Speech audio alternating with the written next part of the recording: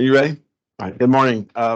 Thank you, everybody, for joining us. This is State Treasurer Dale Falwell. Welcoming you, everyone, to the, I guess, August 1st meeting of the Ask Me Anything call. I'm sorry I'm just a couple minutes late. We had a action-packed Council of State meeting today, and I'd like to dedicate our call today to the Tommy Bunn, who was the spouse of our Secretary of State, Elaine Marshall, who himself was a dedicated public servant in so many ways. And so with that, we have lots of things to talk to you about today. The media advisory that we put out regarding this call today had to do with our state health plan board of trustees announcing for the 7th straight year, for as family premiums are concerned, that we're going to be freezing family premiums. In addition to that, not affecting copays and deductibles for the next calendar year, the next plan year. The reason that I say that is that oftentimes with these health plans that people tell you that the premiums aren't going up, but they take away value out of the plan in ways that the average member can't see, and we haven't done that. We're sticking by our policy of especially with the presentation that was made last week regarding the cost of insulin, of having zero cost to our members for things associated with insulin. We can answer more questions about that. And then lastly, before I open up for questions, we are pleased that last week that the Supreme Court of the United States had an emergency order. I think that's the right word of right way of explaining it. That basically undid what the Fourth Circuit Federal Court did to stop the completion of the Mountain Valley Pipeline.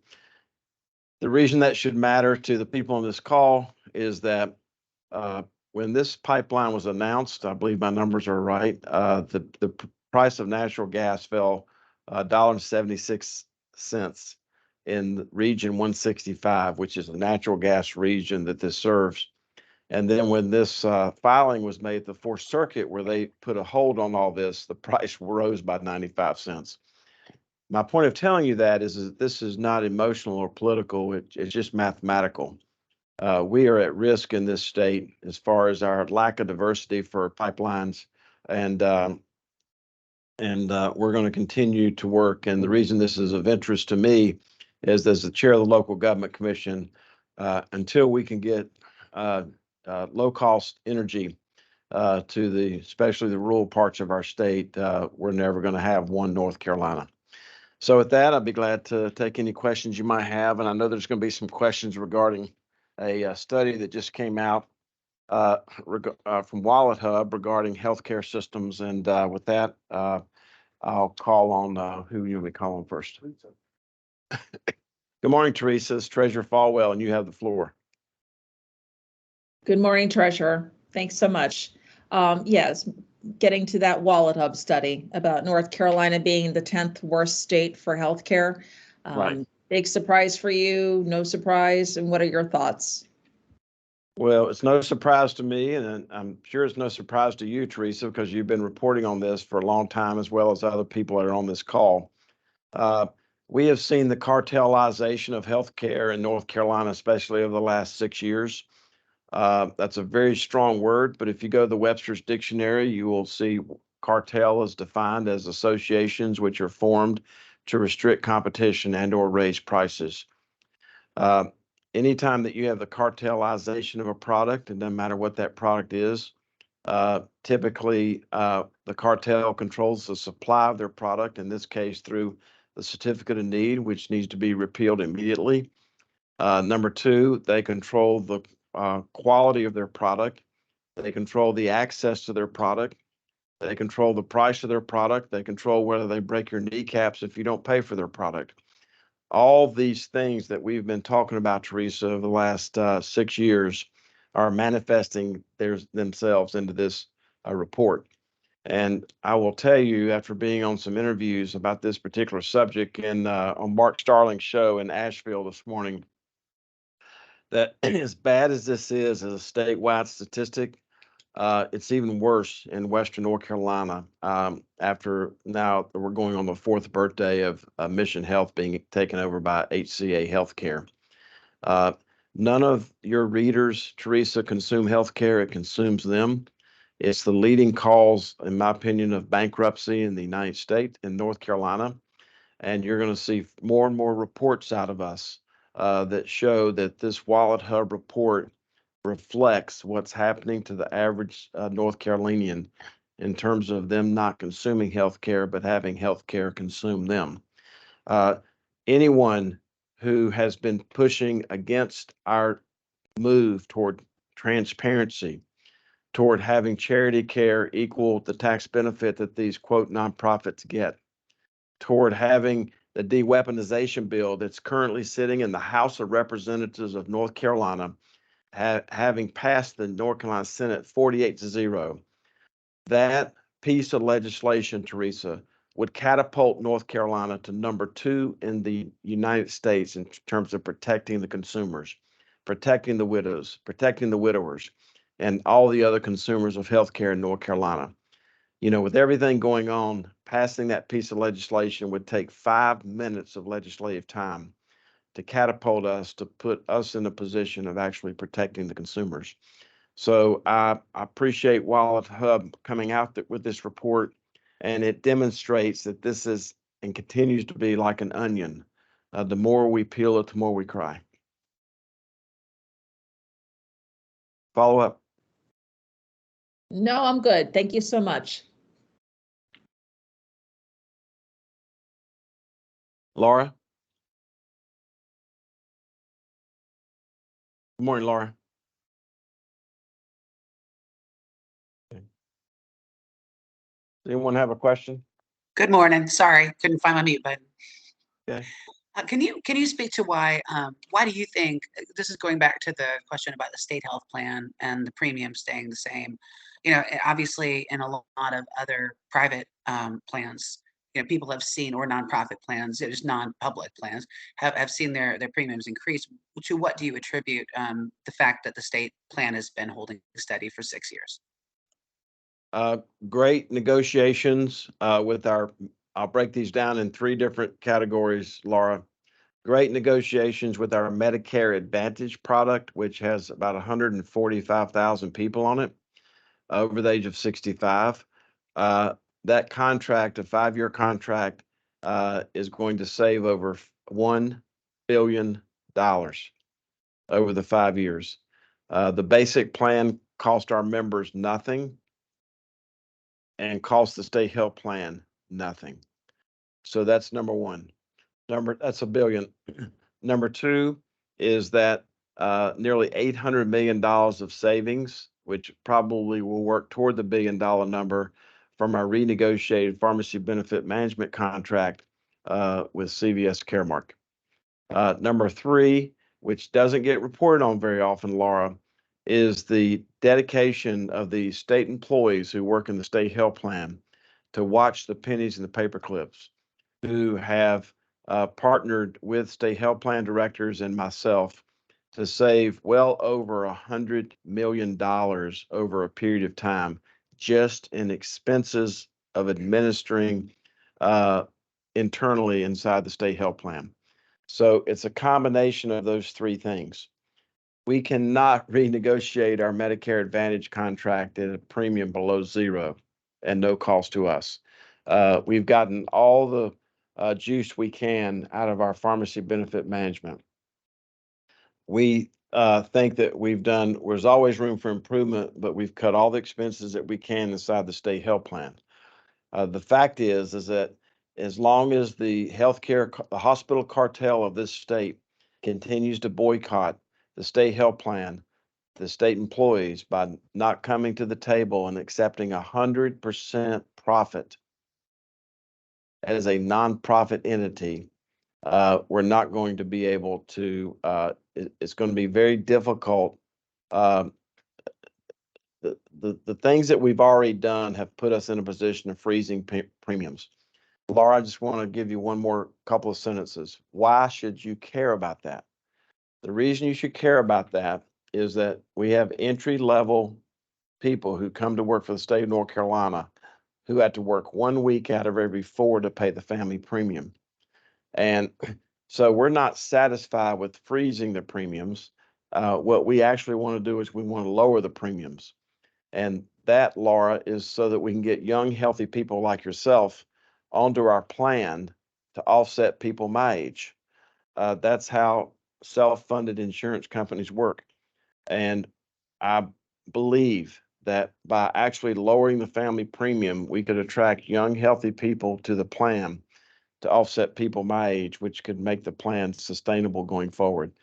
And the last two things is that we still have a massive unfunded healthcare liability of over nearly $25 billion, number one. And number two, these are all things that went into the decision-making for the state health plan to recommend freezing premiums again. But before we do any of that, we always make sure we're not changing deductibles, we're not changing copays, and we're making sure that we're building reserves inside the state health plan to the extent possible, given these massive pressures that we're seeing in the price of healthcare and prescription drugs.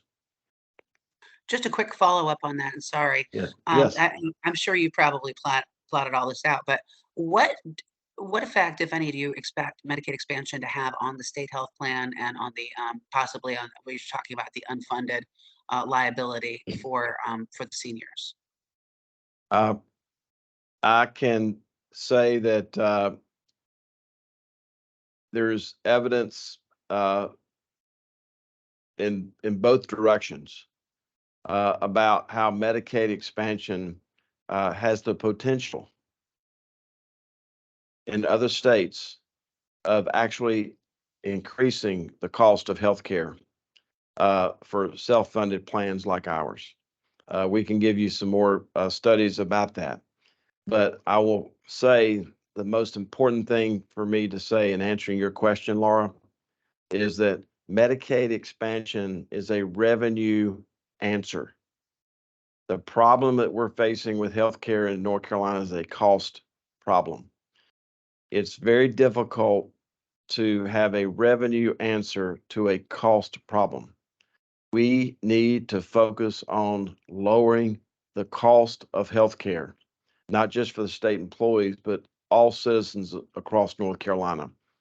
You can't have the 9th most populous state having one of the leading causes of bankruptcy in this state is things associated with medical utilization and medical spending and medical billing.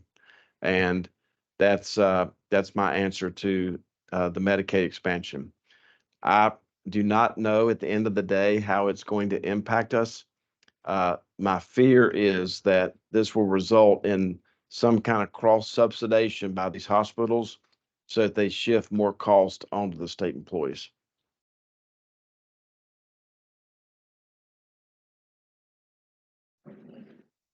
And Laura, I would say that number one, and the second thing I'd add to that is that we have a report out that from a year or so ago that shows that these hospitals who get billions of dollars of local and state tax benefit aren't even providing the charity care that they're supposed to be offering.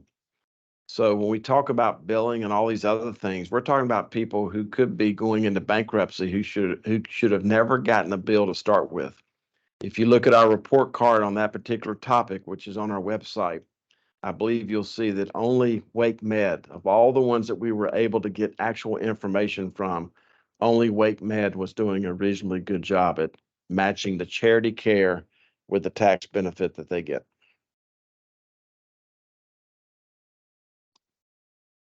Good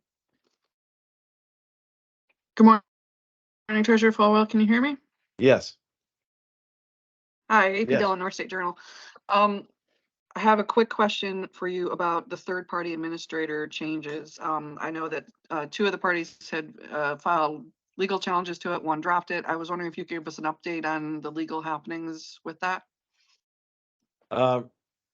Well, it's Sue to your blue.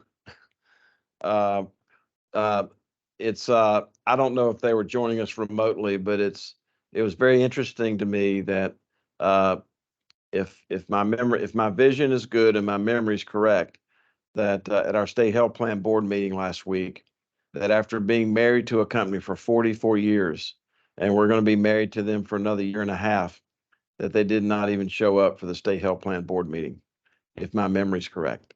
And my point of telling you that is that this is they're going to continue to be our third party administrator. They are going to sue us until they're blue. They want to create as much chaos as they possibly can to make sure that this rollout is not successful. They are, it seems to me from their public comments, are offended that we even had the audacity to put this contract out for bid. I'm not sure what's going on at Blue Cross Blue Shield. What I do know is that as I go across the state and people come up to me and talk to me about this topic, AP, the common thing I hear is, I don't know why you didn't divorce them a long time ago. Based on some treatment that, other medical providers and other types of employers have gotten from Blue Cross Blue Shield. So that's why we put a 2-year runway on this. Aetna is working diligently, has hundreds of people dedicated to our account. They actually showed up and stood up at the state health plan board meeting last week. They have developed a great relationship with CNIC, and to the extent that NCAE is interested, is trying to educate their members about the fact that this transition is not the changing of the body of the plan, which sets the premiums, deductibles, and copays. It's not changing the engine of the plan, which is how we get our funding from individuals and their underlying employer. All we're doing is changing the transmission. And I'd like to remind everybody on this call that Blue Cross Blue Shield is headquartered in Durham, North Carolina. None of the 3 biggest employers in Durham, North Carolina use Blue Cross Blue Shield for their transmission.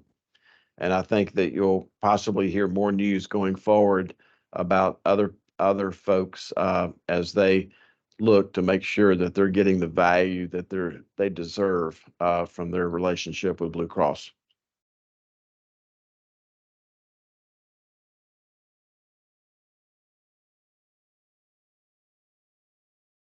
Follow up, AP?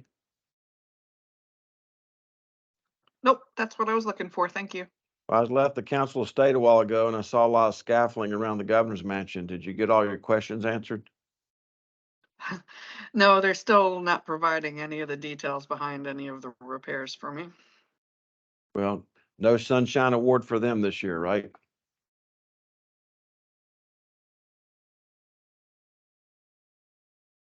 No? Okay. Chip, did you have a question?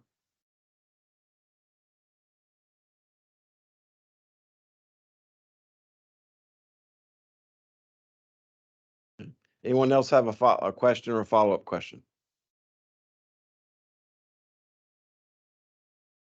Okay, hearing none, we appreciate all of you taking the time to join us today. If you want more information about the Southgate pipeline, the U.S. Supreme Court's emergency ruling, or any of the dealings with the state health plan, or anything that's going to be going on this afternoon at our local government commission, don't hesitate to reach out to us.